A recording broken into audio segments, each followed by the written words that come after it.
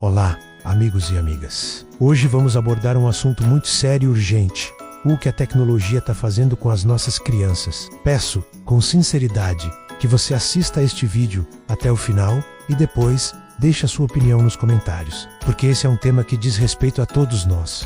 Quando éramos crianças, o mundo parecia maior, mais vivo e mais humano. Ele não cabia em celulares ou computadores. A vida não exigia senha para ser vivida. Ela acontecia do lado de fora, no quintal de casa, na rua de terra ou na calçada ao final de tarde, onde o sol se despedia devagar.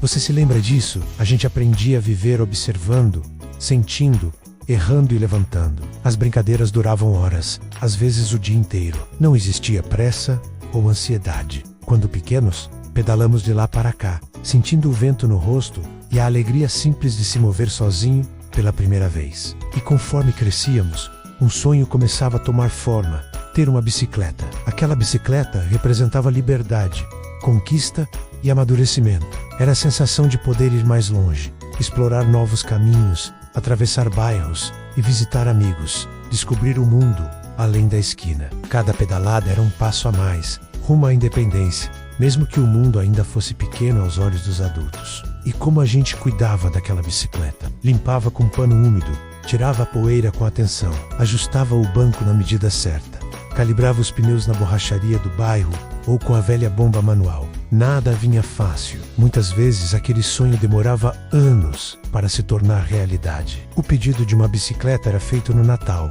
reforçado no aniversário, lembrado em silêncio todos os dias. Quando finalmente chegava, vinha carregado de significado. Não era só nosso. Era fruto do esforço dos pais, do sacrifício feito em parcelas, da economia apertada, da renúncia a outras coisas para que a gente pudesse ter aquilo.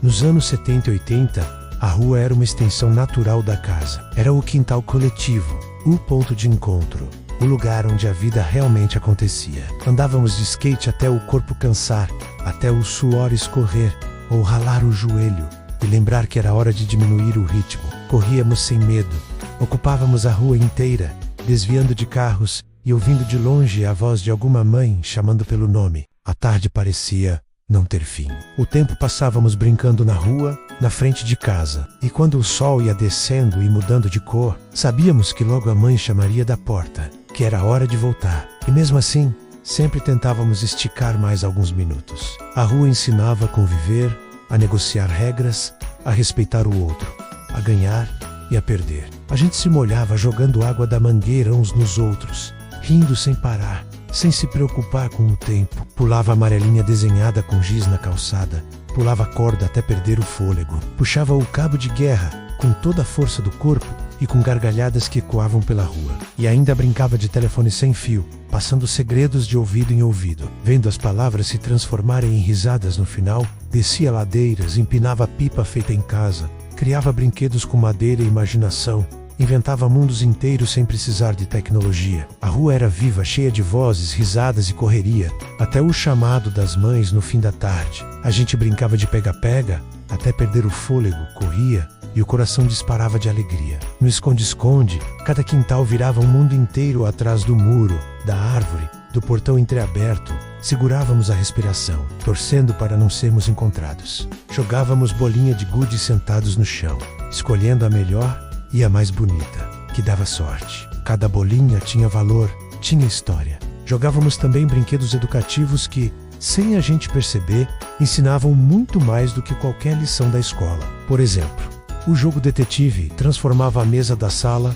em um verdadeiro cenário de mistério. A gente pensava, deduzia, anotava mentalmente cada pista, tentando descobrir quem era o culpado, qual era a arma e onde tudo tinha acontecido. Cada rodada era um exercício de lógica, paciência e atenção, mas para nós era apenas diversão, suspense e emoção. O jogo Banco Imobiliário reunia os amigos por horas a fio. Aprendíamos a contar dinheiro, negociar, comprar e vender propriedades, planejar, arriscar e, principalmente, lidar com perdas e vitórias. Tinha quem fosse mais cauteloso, quem apostasse alto, quem quebrasse e começasse tudo de novo rindo. As notas de papel passavam de mão em mão, as casas iam sendo construídas e a mesa ficava cheia de histórias, provocações e gargalhadas. E quem não se lembra do tênis Quixote ou do Bamba, aqueles tênis simples, mas cheios de significado, que eram muito mais do que calçados. Eram símbolo de infância, de status entre os amigos, de orgulho ao sair de casa com eles nos pés.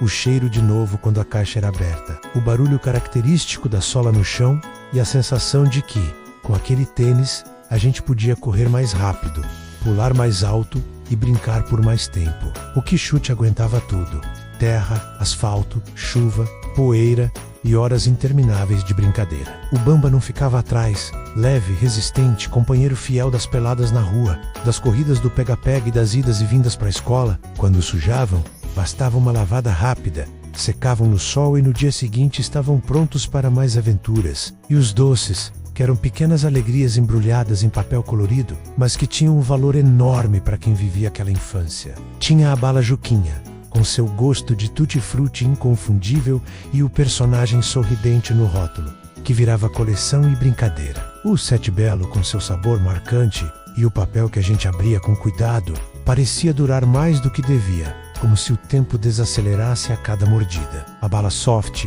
doce na medida certa, muitas vezes grudava nos dentes. Já a goma de mascar era quase um símbolo de status infantil.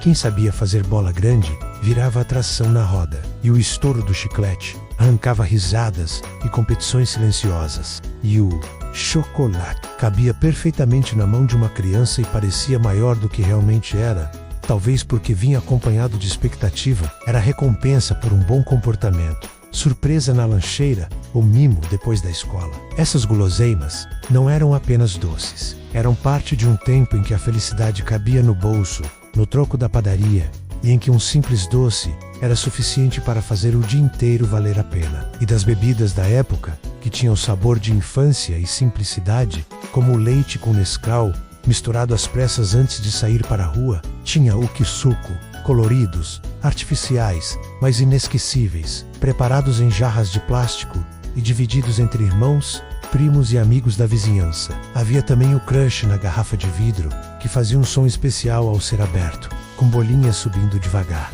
e que a gente bebia com cuidado para não desperdiçar nenhuma gota.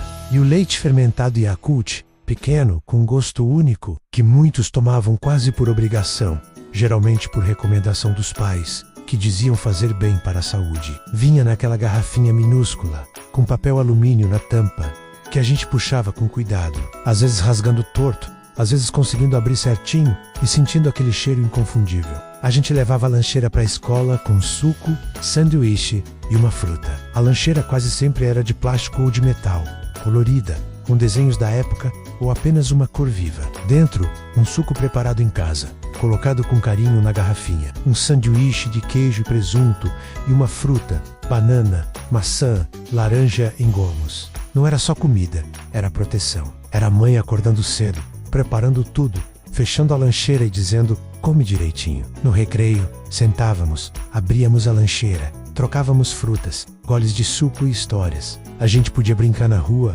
sem que nossas mães ficassem preocupadas a cada minuto. Havia confiança, respeito e vizinhos atentos. Voltávamos para casa sujos, talvez com um cotovelo ou em joelho ralado. Doía, mas não era nada grave. Ardia quando a mãe passava metiolate. Era só a consequência natural de brincar, de viver com o corpo inteiro. Cada tombo ensinava algo, e no dia seguinte estávamos prontos para outra. Nós respeitávamos nossos pais, não por medo, mas porque existiam valores bem definidos dentro de casa. Havia limites claros, regras simples e consequências reais. Sabíamos até onde podíamos ir, o que era permitido e o que não era. Um olhar já bastava para entender que era hora de parar. Uma palavra firme tinha peso, e quando errávamos, aprendíamos com aquilo, porque toda escolha vinha acompanhada de um resultado.